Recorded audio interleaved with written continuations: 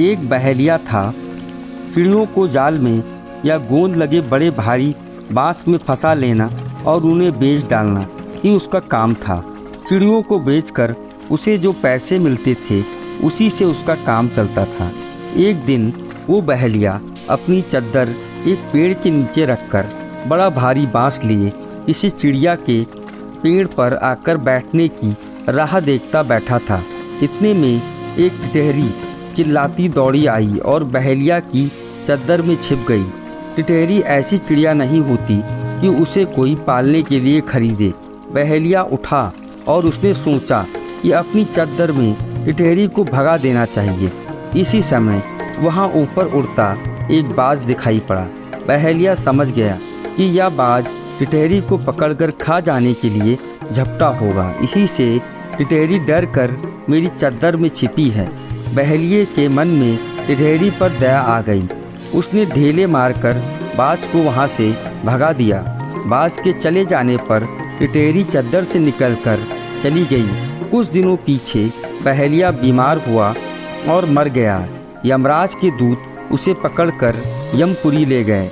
यमपुरी में कहीं आग जल रही थी, कहीं चूल्हे पर बड़े भारी कढ़ाई में तेल उबल रहा था। पापी लोग आग में भुने जाते थे, तेल में उबाले जाते थे। यमराज के दूत पापियों को कहीं कोड़ों से पीटते थे, कहीं कुल्हाड़ी से काटते थे और यही भयानक कष्ट पापियों को वहाँ दिया जाता था।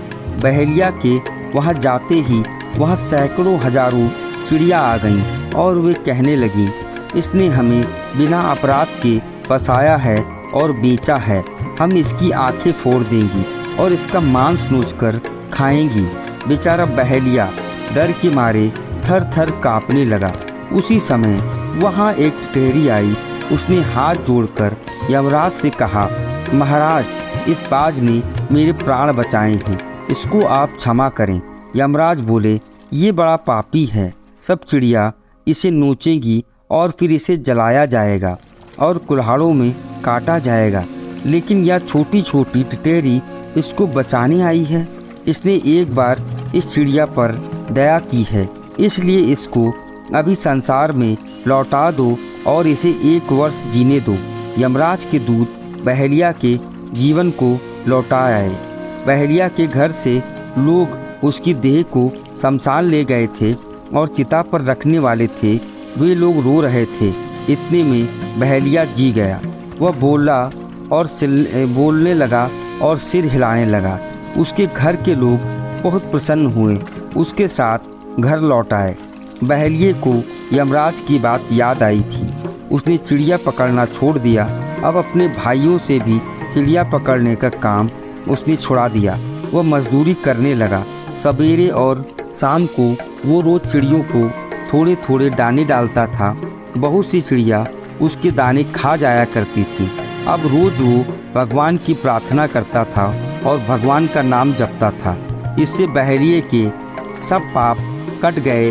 1 वर्ष बाद जब वो मरा तब उसे लेने देवताओं का विमान आया और वह स्वर्ग चला गया। तुम्हें भी किसी के जीवन को कष्ट नहीं देना चाहिए, सभी जीवों पर दया करनी चाहिए।